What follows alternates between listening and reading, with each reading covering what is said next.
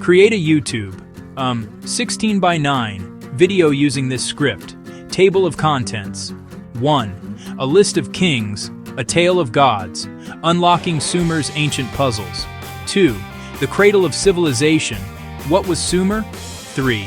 The Sumerian king list, a royal ledger of myth and men. 4. The Eridu Genesis, a fragmented epic of creation and deluge. 5. Kingship from heaven, the divine mandate. 6. The Great Flood, a shared catastrophe across ancient texts. 7. Fact or fable, separating history from myth. 8. Digging for truth, archaeology confronts the ancient lists. 9. The antediluvian riddle, why did kings live for millennia? 10. Echoes through time, the enduring legacy. Written by Andrew George. Section 1. A list of kings, a tale of gods, unlocking Sumer's ancient puzzles. Have you ever heard of a king who ruled for 36,000 years? This is not a line from a fantasy novel. It comes from an ancient text called the Sumerian king list, one of the world's oldest historical documents. It tells a story of rulers, gods, and a great flood that reset the world. Our journey is a hook-then deep dive into Sumer, how they explained power and their place in the universe, and how these tales shaped later stories, including the Bible. Section 2. The Cradle of Civilization. What was Sumer? To understand these texts, we must first understand their home. Sumer lay in southern Mesopotamia, in modern-day Iraq, often called the Cradle of Civilization. Here emerged cities, writing, and organized government. Around 4000 BCE, Sumerians built the world's first true cities. They developed complex governance, irrigation to tame their rivers, and one of the earliest writing systems, cuneiform. Wedge-shaped marks pressed into wet clay. Life centered on powerful city-states. Independent cities with their own rulers and gods. Famous cities included Eridu, Uruk, Ur, and Lagash, each with its patron deity and its king. Cities competed for land, water, and trade, yet shared a common culture and language, and a common religion. Flat, fertile land, but unpredictable rivers. Floods could devastate crops and homes. Powerful, fickle gods controlled nature, a worldview embedded in the king list and Eridu Genesis. The Sumerian king list is one of the most intriguing documents from the ancient world. Not a single book, but a compilation preserved on multiple tablets. Oldest copies date to around 2000 BCE. It aims to list kings, their cities, and reign lengths.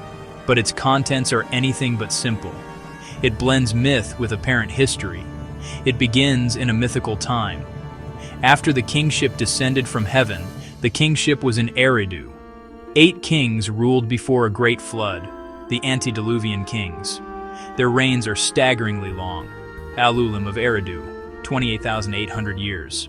Alalangar, 36,000 years.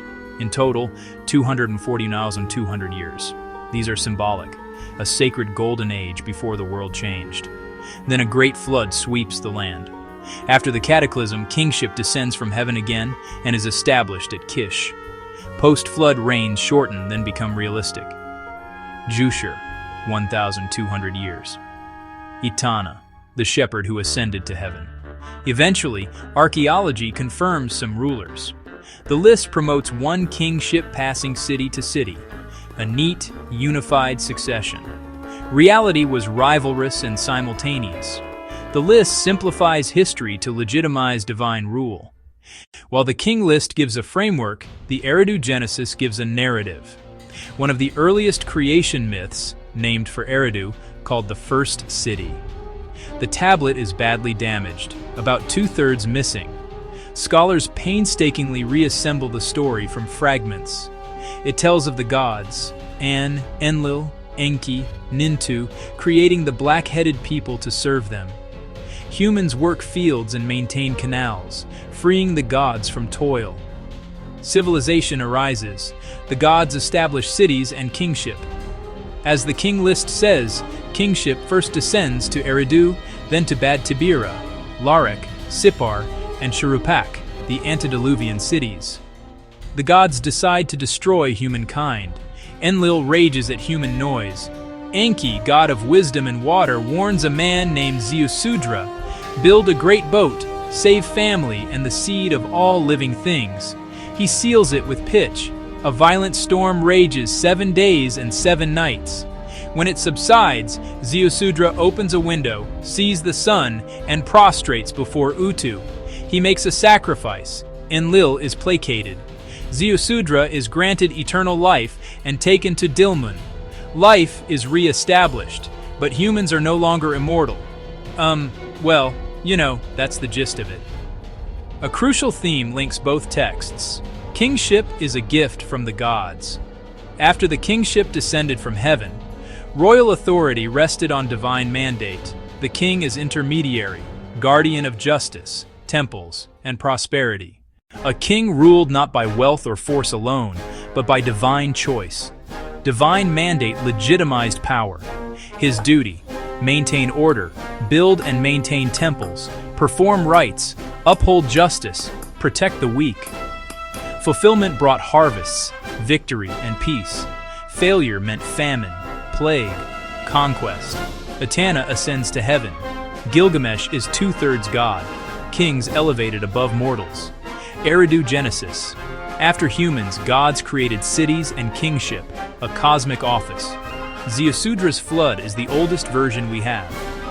In the Epic of Gilgamesh, Utnapishtim is warned by Ea, builds a boat with set dimensions, survives 6 days and 7 nights, lands on a mountain, sends a dove, swallow, raven, and sacrifices. Atrahasis tells the same pattern.